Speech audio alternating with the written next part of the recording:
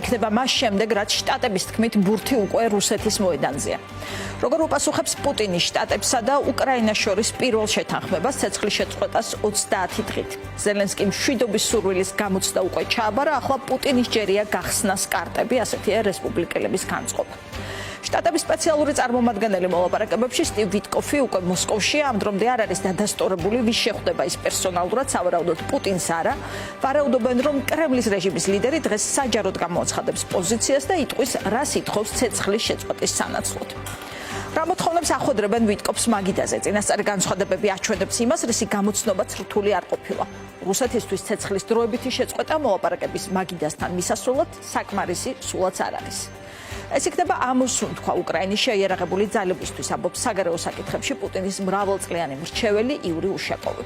მშვიდობა უნდა მოიცავდეს ჩვენი სახელმწიფოს კანონიერ ინტერესს დასცენს ის.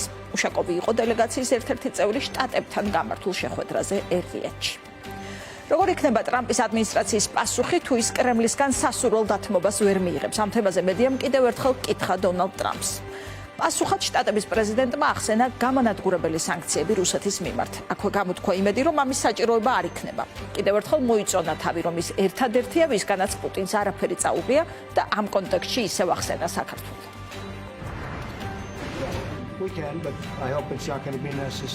შეგვიძლია სანქციების დაწესება, მაგრამ ვფიქრობ არ იქნება საჭირო. რა თქმა უნდა, შეგვიძლია ზეწოლა. რუსეთმა წაიღო საქართველოს ბუშისგან, მათ წაიღეს ყირიმი ობამასგან, სადეს მთელი უკრაინის წაღება ბაიდენისგან და ვინა ის, ვისგანაც არაფერი წაიღეს. ტრამპი, მე შევაჩერე ნორდ სტრიმი, ის რაც გავაკეთე რუსეთის მიმართ ძალიან მკაცრი იყო.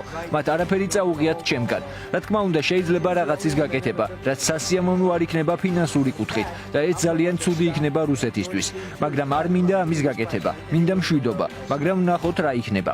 დიახ, შემიძლია რუსეთისთვის ფინანსურად ცუდი რაღაცეები გავაკეთო, რაც გამანადგურებელი იქნება, მაგრამ არ მინდა. მინდა ვნახო მშვიდობა.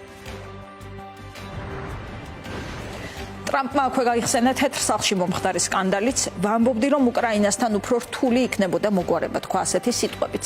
მოლაპარაკებების მიმართ ოპტიმიზმი გამოხატა ჯეიდი ვენსმანს. ყოველთვის ვამბობდი, რომ უკრაინასთან უფრო რთული იქნებოდა მოგვარება. ერთი კვირის წინ ნახეთ, რომ აქ საინტერესო ამბები მოხდა. ჩემთან მოვიდა ადამიანი, რომელსაც არ ეტყობოდა, რომ მშვიდობა უნდოდა, მაგრამ ის დათანხმდა მშვიდობას, ასე რომ ვნახოთ რა მოხდება. ჩვენ წარმომადგენლებს მომდევნო რამდენიმე დღე ექნებათ საუბრები პირადიც და ტელეფონითაც. ვფიქრობ, რომ ძალიან კარგ ეტაპზე ვართ. უკრაინელები დათანხმდნენ ცეცხლის შეწყვეტას. ახლა ვნახავთ, შევძლებთ თუ არა, რუსებიც დავარწმუნოთ დათანხმდნენ ცეცხლის შეწყვეტას. ამაზეც გვექნება სიახლე და გავიგებთ. მცირე გადახვევა კონფერენციაზე ტრამპის ყურადღება მიიქცია ჯეიდი ვენსის წინდებმა. ტრამპმა თქვა, რომ ეს წინდები მოსწონს, თუმცა მათ გამო ფოკუსირება უჭირს სხვა თემებზე. ვენსს ეცვა წინდების ამ ყურას გამოსახულებით, რაც ირლანდიის სიმბოლოა. By the way, I have to speak of inflation. I love these socks. What's with these socks? It's in honor of the T-shirts. I'm trying to stay focused, but I'm very impressed with the VP's socks. დრესკოდი ისევ თემა იყო თეთრ სახლში და უბრუნდეთ მთავარ თემას, მზად არის თუ არა თანხმობისთვის პუტინი და ამ კითხვას პასუხი სწორედ დრესკოდით გავცეთ. პოლიტიკის ანალიტიკოსი და დიდი ნაწილი წერს, რომ გუშინ პუტინის გამოჩენა კურსკში სამხედრო უნიფორმით ეს იყო სწორედ თეთრი სახლისთვის გაცემული პასუხი. ამაზე ღიად წერს რუსული მედიაც, სადაც ხას უსვამენ, რომ პუტინი ძალიან იშვიათად ჩნდება სამხედრო ფორმით და ეს იყო გზავნილი ვაშინგტონისთვის. კიდევ ერთხელ ვნახოთ ეს კადრები.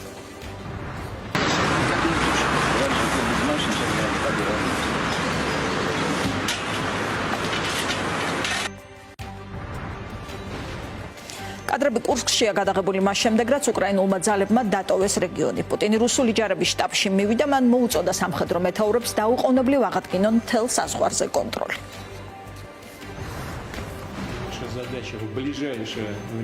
ჩვენი ამოცანაა უახლოეს მომავალში და უმოკლეს დროში საბოლოოდ დავამარცხოთ მოწინააღმდეგე. სრულიად გავათავისუფლოთ კურსკის ოლქის ტერიტორია და აღვადგინოთ მდგომარეობა სახელმწიფოს საზღვრის გასწვრივ. რა თქმა უნდა, მოსაფიქრებელია, რომ მომავალში შევქმნათ უსაფრთხოების ზონა სახელმწიფოს საზღვრის გასწვრივ. ის ხალხი, ვინც ოლქის ტერიტორიაზე იმყოფება, ჩადის დანაშაულს მოსახლეობის მიმართ. წინააღმდეგობას უწევს ჩვენს შეიარაღებულ ძალებს, სამართალდამცავ ორგანოებსა და სპეცსამსახურებს. კანონმდებლობის შესაბამისად ტერორისტ ტერორისტები არიან. მათი ქმედებები სწორედ ასია კვალიფიცირებული რუსეთის გენპროკურატურის მიერ და სწორედ ტერორიზმის მუხლით აღძრული მათ წინააღმდეგ სისხლის სამართლის საქმე. და ასეთი ფონი შექმნა კრემლის რეჟიმის ლიდერმა მოლაპარაკებების წინ. აქ ვთქვათ, რა მნიშვნელობა აქვს კურსკს ამ პროცესში.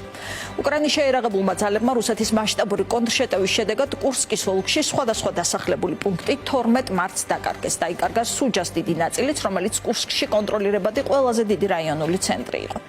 მთავარსარდალმა ოლექსანდრ სირსკიმ თქვა, რომ მთავარი ამოცანაა პირადი შემადგენლობის შენარჩუნება. მან ვაისაუბრა რუსული მხარის დანაკარგებზე, თქვა, რომ რუსეთმა თითქმის 55,000 სამხედრო დაკარგა კურსკში, აქ იგულისხმებიან დაჭრილებიც და ტყვეებიც. უკრაინის შეერაღებულმა ძალებმა რუსეთის კურსკის ოლქში სახმელეთო ოპერაცია 2024 წლის აგვისტოს დასაწყისში დაიწყო. რუსეთი მთელი 8 თვის განმავლობაში აქტიურად ცდილობდა უკრაინელების საკუთარი ტერიტორიიდან განდევნას, თუმცა უშედეგოდ. სხვადასხვა მონაცემებით აქ თავი კრემლმა მოუყარა რამდენიმე 10,000 მებრძოლს, მათ შორის 10-დან 12,000-მდე ჩრდილო კორეელი მებრძოლი იყო. როგორც გითხარით, კურსკი მიიჩნეოდა ერთ-ერთ კოზირად უკრაინის ხელში მოლაპარაკებების წინ. მედია წერს, რომ პუტინის მიზანია რაც შეიძლება გააჭიანუროს დრო, რომ დაიგროვოს მეტი ასეთი კოზირი. რა იქნება რუსეთის მთავარი მოთხოვნები დღეს, ვისაც არ უნდა შეხვდეს ვიტკოფი, მედია ამ თემაზე აქტიურად წერს და განიხილება ვერსიები. როიტერსის ცნობით, რუსეთი კვლავ ვითხოვს, რომ უკრაინა არ გაწევრიანდეს ნატოში, რომ უკრაინის ტერიტორიაზე არ განთავსდეს დასავლური ჯარი, რომ რუსეთის იურისდიქციის ცნობა მოხდეს როგორც ყირიმზე, ასევე კიდევ 4 რეგიონზე, რომელიც ომის დროს კრემლმა აღიარა. აქ იგულისხმება ხერსონის, ზაპოროჟიეს, დონეცკის და ლუგანსკის ოლქები, თუმცა რუსეთი სრულად ვერცერთ მათგანს ვერ აკონტროლებს.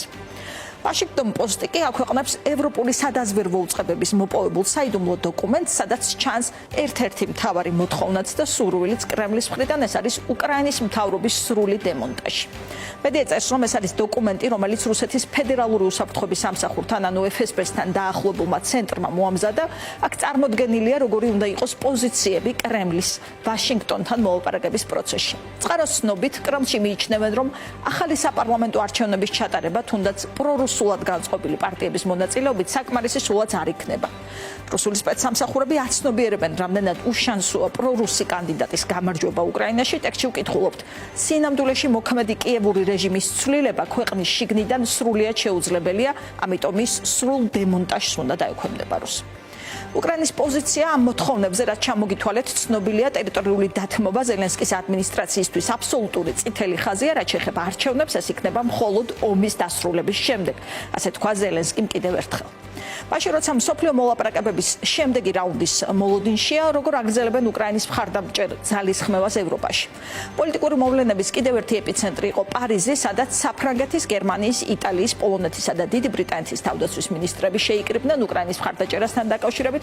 საფრანგეთის თავდაცვის მინისტრმა სებასტიან ლეკორნომ უკრაინის არმიის გაძლიერებაზე ისაუბრა და თქვა, რომ ამ ეტაპზე 15-მე ქვეყანამ გამოავლინა ამ პროცესის გაგრძელების ინტერესი, რაც გულისხმობს უსაფრთხოების არქიტექტურის მშენებლობას. აქ საუბარია ეგრეთ წოდებულ მსურველთა კოალიციაზე, ეს იდეა ეკუთვნის კირ სტარმერს.